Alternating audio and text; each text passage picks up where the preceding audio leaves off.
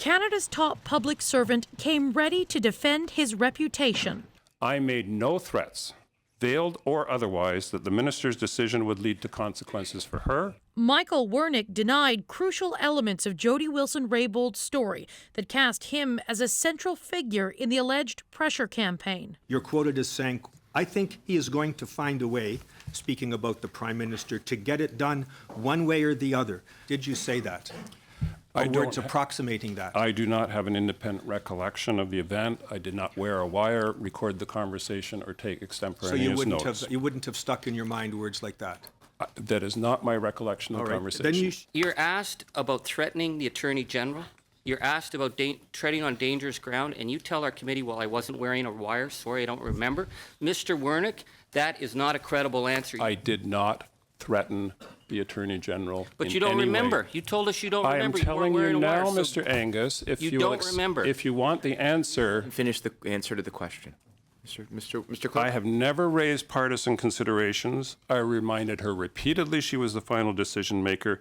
I did not attempt to influence her decision. Wernick insists he did nothing inappropriate and that it was the former Attorney General's responsibility to keep an open mind on cutting SNC-Lavalin a deal, since he says the case against prosecution was evolving. The tanking of the share price of the company, making it vulnerable to takeovers, and communications from the new Premier of Quebec and the Government of Quebec, which changed the risk calculus around a conviction or not conviction of the company.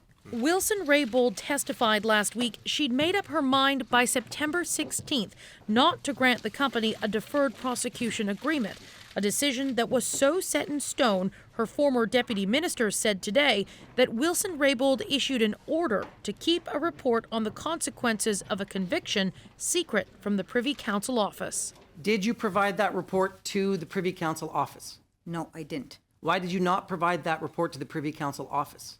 Because I knew my minister was not, comfortable for us continuing those conversations, and I was instructed not to send it. That, of course, triggers the question, why did Jodi Wilson-Raybould not want to share that report? We asked, and she responded with a statement citing the same confidentiality rules that outline what she can and can't say, Rosie. Okay, but you've been speaking to sources close to the Prime Minister. What are they saying about that report?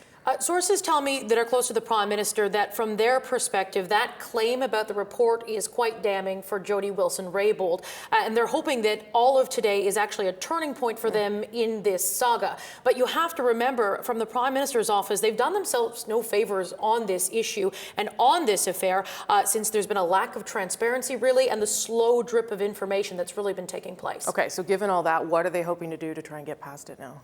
What I was told is that the Prime Minister spent the bulk of his day alone watching the testimony, making calls and exchanging messages with members of caucus, talking strategy.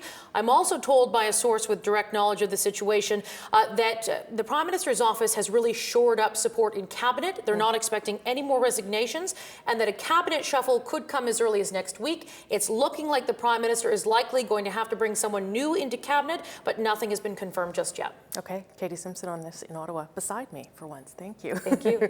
Conservative leader Andrew Scheer issued a statement reacting to today's testimony.